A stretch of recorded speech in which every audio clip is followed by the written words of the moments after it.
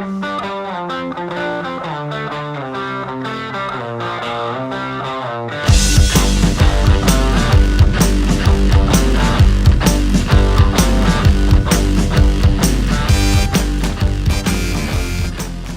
everybody. I did say good morning. After all these weeks of feasting on football in the afternoon, we decided to do it in the morning. Breakfast. One of our favorite places. I mean, our favorite. Gitano Grill. Not hurting anybody's feelings, but it might be close to the top. Well, I won't say numbers, but man. It's a pretty good, pretty good ride from After home. we came here, and I had the 5-napkin burger, and we feasted like we hadn't feasted before. I brought my family back that Friday. I was coming down to go to Taylorsville to cover a playoff game, and we all they did love it. We sat right over there at the table. Everybody had a clean plate, happy plate, smiley plate. Clean, happy, smiley plate. I tell you, last time we were here, they were closed. They opened special for us. They're open right now. Breakfast. This cool dude named Goob. Wanted to check out what we were doing, and he left. We were going to try to get him on camera. He left a couple minutes ago, but you see what he did? Did you see that? He's walking out to his truck, and I happen to look up, and he passes our producer Kelvin's car, who we know who he supports if you follow the show, Tiuta. And he starts shaking his arm like this. Guess he likes Ole Miss. Maybe he likes all the state teams. I wouldn't put that past him. But apparently, I know who he's not a fan of, because he passes my truck when he sees the LSU on it. He's an Ole Miss guy. No shout out to Goob, a Ole Miss fan, and doesn't care too much for Les Miles' Tigers. Hey. One thing he did say, I asked him what his favorite team was. He says, I root for all the county teams. So certainly Saturday night, he was rooting for Laurel. Holy cow. Holy cow. How awesome was it? It was the greatest atmosphere. Davis Wade Stadium was wonderful. Laurel had a crowd. They don't do crowd estimates, but it was large, and they were loud. And at the end of that thing, they were partying. You say crowd estimates. We were told when we were at the Laurel Wayne County South State Championship game that they estimated that at 8,000 plus. I think Laurel had more fans in Starkville than they did between the bricks. Would you agree? So I would go out and say maybe between 4,000 and 5,000 Laurel fans. You think that's a pretty safe number? That'd be a good estimate. It's so difficult to tell because the stadium is so big. I mean, yeah, it's at 66, 64, and I mean, we're talking I think 5,000, high school, 6,000. but And let me tell you, they saw a heck of a game, too. Whew. Had us sweating, didn't it? Not just because they were, our team, our local team that we wanted to win, but Murphy boy. We had a little plan. I pulled this off in Pittsburgh for a baseball state championship. We had fake newspapers made up. The problem with having a fake newspaper made up is you have to keep it hidden and you can't tell anybody. We don't want a Dewey defeats Truman moment. So Guru and I packed these things into 3,000 of them. 1,000 of them into 3 backpacks. Hid them behind the cheerleaders' bench in hopes that they win. And of course, if they lost, Guru was going to have a nice burn pot. We probably would have given. Well, we couldn't give them to anybody. We'd have to burn them because they never existed. That's like the collegiate and professional championship post-game T-shirts. Where do the losers' T-shirts go? They go to Africa. They go to Africa. But you see, that's where originally the idea came from. Is you see it on the Rose Bowl and the national championship immediately. If Alabama wins, they'll be holding the Birmingham News or something. And I said, man, what a great idea! Not many local papers pull it off. Our thanks to the boss Jim for, making an investment. And it's a great idea, Murph. People loved it. They players loved it. The fans loved it. Everybody wanted one. And what was to me one of the awesome parts about it is, I was there taking pictures for the leader call, and God, there's multiple media outlets there. But in tons of their photos, there's Laurel players, Laurel coaches. They're holding that up in the photo. Which is just another feather in the cap. Another feather in the cap. We care more about Laurel and Jones County schools than any other news outlet in the world. And I think we showed that Saturday night. And it was worthy. I mean, it was definitely deserving. That team was played phenomenal. Laurel did 4 great playoff wins, including the Wayne County. I've seen, I believe we tallied it up, and I think I went to 8 Laurel games this year. That was by far not the best performance by Laurel. But I have to give Coach Todd Breland, the entire team. I mean, I'm not even going to single out one player because they just continue to overcome any negative plays, any negative happenings that went on. They just kept doing their thing. You know, they hit on a few touchdowns, big touchdowns here and there, like they've done all year. They were very opportunistic on defense. I mean, and a couple of those Cooley catches. Octavius Cooley made some top 10 worthy Sports Center catches. They might have gone 1 and 2 that night if that would have been, you know, in a college game or something. Because I still like the one on the sidelines the best. And you know what they say: big time players play big in big situations. To all of that he did. That all the Laurel players everybody did. From the ones whose names appear most in the paper to the last guy on the bench. Everybody played a role. Absolutely. A great feather in the cap. Decade of the tornado. They might be onto something. I don't think many people really gave Laurel that much of a chance going in. Oxford was the #1 ranked team in Class 5A, and I think Laurel proved that they are the #1 team in Class 5A. So cheers to the Laurel Golden Tornadoes on a remarkable season, a golden season. A golden season. Little self-promotion. Saturday's paper will have a special pull-out supplement sports section that will be nothing but honoring the Golden Tornadoes, and with game recaps and a lot of photos and stories and columns. It'll be well worth the 75 cents, I'll tell you that. Absolutely. Hey, it's always well worth the 75 cents. Well, Murphy, we don't have many games to pick this week. Not a lot of games, so something that we had discussed before it came out on Sunday, and lo and behold, we nailed it. We knew it. We knew that the College Football Playoff Committee was going to put Ohio State 4. They weren't going to take either TCU or Baylor. That way, they only set up upset one small region out of the whole populace. What's your take from it? Well, I was very curious to see how they were going to justify having TCU at 3rd and then knocking them down to 6th. But when you sent me a text message Sunday morning and laid out what you thought was going to happen, it hit me like, that makes the most sense. The Big 12, because of an NCAA rule, did not have a championship game. And the committee said earlier they were going to rely heavily on championship games. And if there isn't one, they can't rely on it. Yeah, it's because they mandate that you got to have 12 teams in the conference, and the Big 12, while it's called the Big 12, they only have 10. We're not even going to get into that. The Big 12 should be out right now, get 2 more teams, whoever they are. Get Houston, North, South, East Dakota State, and Houston.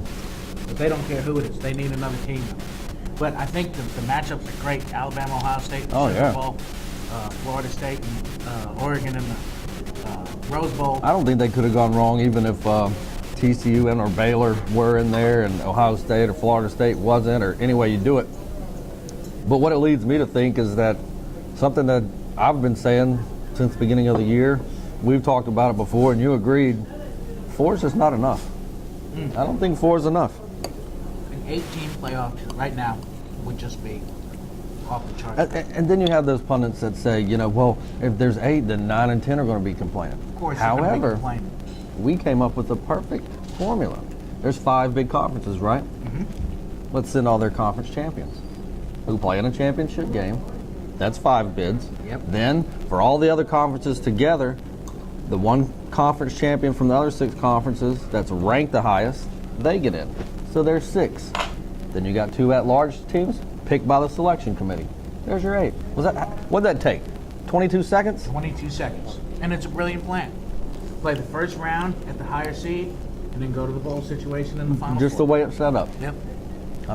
And it would play 1 week earlier. It took a total of 56 seconds. 56 seconds. 56. But it makes sense. That's why they're not going to do it. It's like when I was in the military, when I was in the Navy. Anchors away. Anchors away, my boys. Anchors away. Not a chance. Don't even think about it. On brave old Army team. No. On to the fray. How many Army Navy games you been to? I've been to 4. The most memorable one is the time we almost broke our ankles because it was about 7 below 0. So we went to old Veterans Stadium in Philadelphia. Oh, really? The dump. People in Philadelphia. Where they you can't call it a dump. Had a jail in the stadium? It was before. Yeah, they had a jail for the Eagles fans. Yeah. Not for the Army. It was if it wasn't so cold, It's the most amazing experience. The long gray line when the midshipmen come walking in and the cadets come walking in, and they have flyovers and cannons and tanks, and it's just a wonderful, wonderful experience. This one year it was so cold. We met some people down there for pre-game toddy, if you will. And back then, my father used to drink this cheap boxed wine, and the boxed wine froze. Fresco? It was probably reuniting, but it froze. The wine froze. The wine froze. Wow. But it's a tremendous. I used to tailgate at Army my whole childhood. Who won that Army-Navy game in Philly? Navy. Navy's won most of them lately, but we still hang tough, you know. Yeah, it's On the been banks kind of of the a Hudson. one-sided series since what, late 90s probably. Late 90s.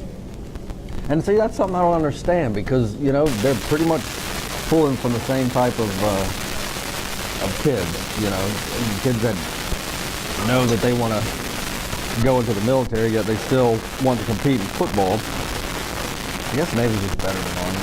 Navy's better. The coach has been there a lot longer. They have more consistency. Do you even know who the Army coach is? I don't. They go through Army. Is it Red Blaley? I wish the Colonel could come back. I wish. Colonel Sanders? Colonel Blake. So who you got in this one? Obviously, I know who you're picking. See that? What is that? Come on, that's the anchor. Oh, jeez. 2,060 days served on active duty. Go Navy, beat Army. Not served on active duty. I couldn't pass the PT test. Yeah, but I mean, you grew up can't across from Army. I mean, I grew up across from Army. There's nothing wrong with that. Black Knights That's of your the Hudson. team. Black Knights of the Hudson all the way. This is their year. It's finally on. Go Army. Beat Navy. Did you? Maybe I need to rewind that. Did you hear him? It's their year. They can do it. Yeah, that was very confident there, Murph. Very confident. Should we sing? All right, ready for this? Here's the bet. Loser Sings the other school's fight song first verse on camera next week to open the show. Yep. No, we don't shake. Remember, the CDC says we're not allowed to shake hands. Oh, that's because the bowl incident earlier in a different episode. Gotcha. All right, What do you well, think about this Heisman race? I was gonna go upsets first. We get that out of the way. We finish because there's some stuff I want to put out about that. All right.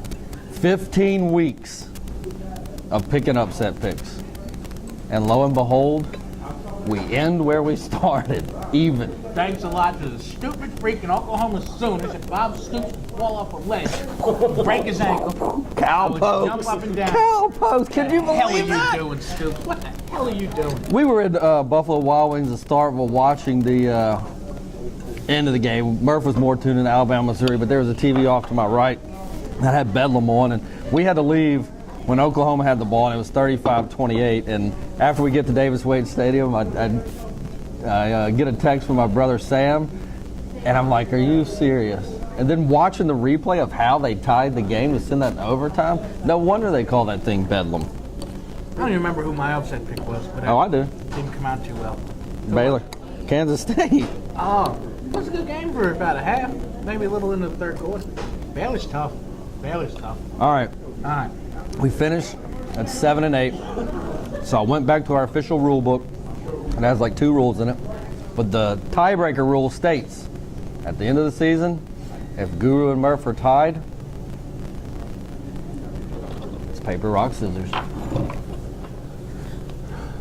Let's rock. This is for all the marbles. This is for the pageant wave. Let's rock, baby. Let's rock. 1, 2, 3, shoot. Remember, that's the official rules. You ready? I'm ready. Here we go. 1, 2, 3, shoot. And we're not going best 2 out of 3. Oh, you hear him? What are we talking about? Negative. It was a oneer. It was a oneer. I've never played rock, scissors, paper in my life. I knew it was coming. I knew it was coming. Never played one and done. I knew it was coming. Paper covers the rock. Oh, that is. Paper covers the rock. If I weren't in a family restaurant, I would put a word at the end of bull, and that would be what this stupid contest is right now. But I'm in a family restaurant, and I will respect the family restaurant.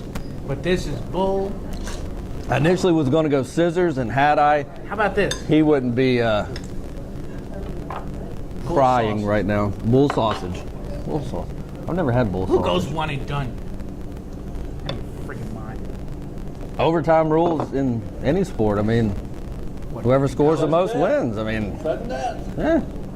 You said overtime rules in any sport. What happened in college? At least I get a chance to have the ball. You did. And you flubbed it. Oh, you're awful.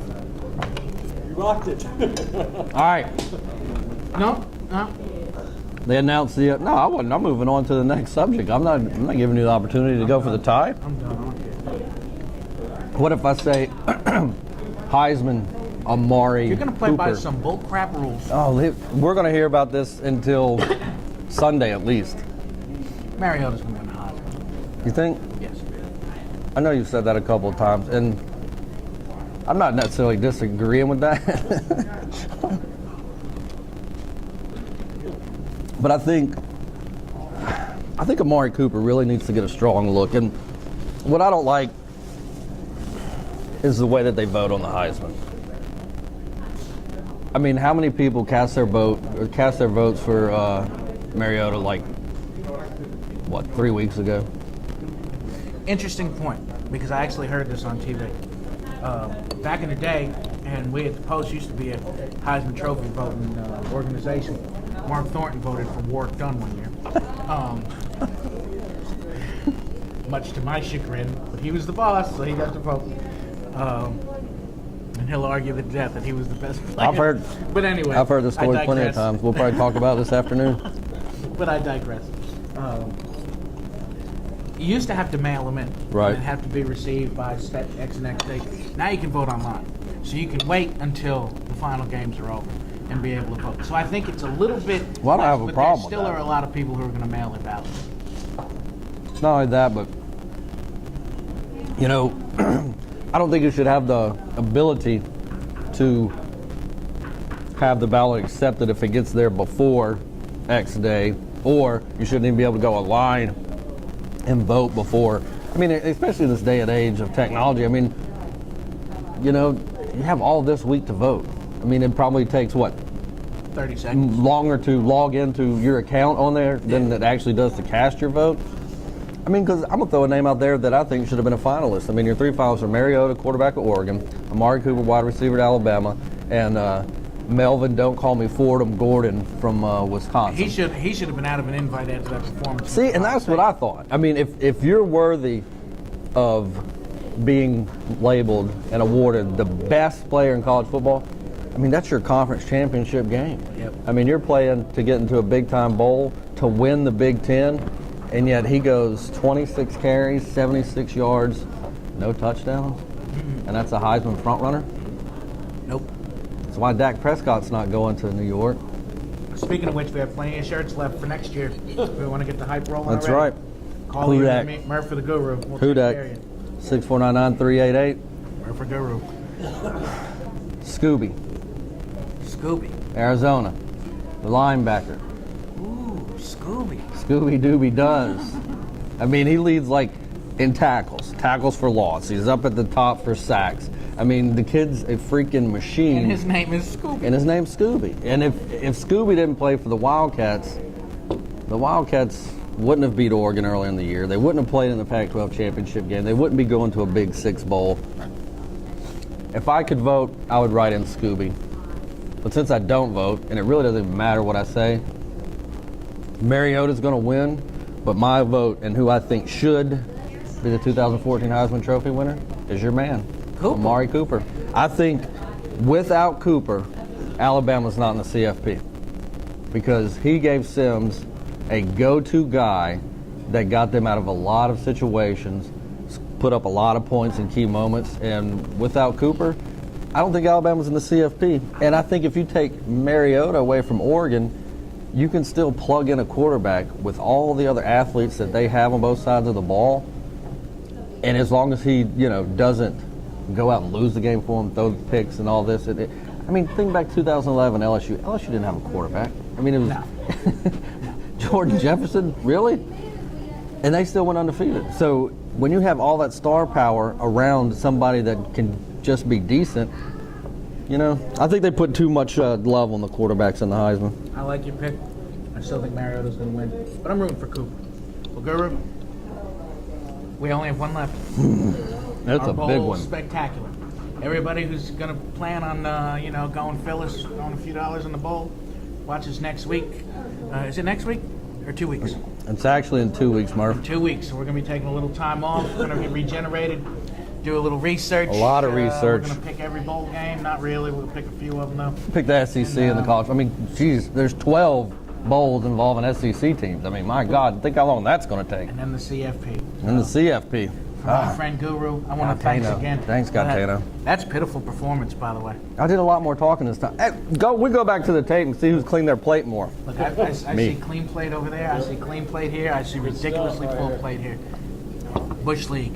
As was that ridiculous one and done. Champ. Rock, Bing, scissors, bing, bing, paper. bing. The Yo, champ, the thanks again, upset big Gitano Grill. champ. This has been fun for Feasting on Football. I'm the Murph. It's the Guru. See ya. Peace. They wanna get my gold on the ceiling. I didn't say I was ready. The delegate genius has a policy. It's alright. Ain't no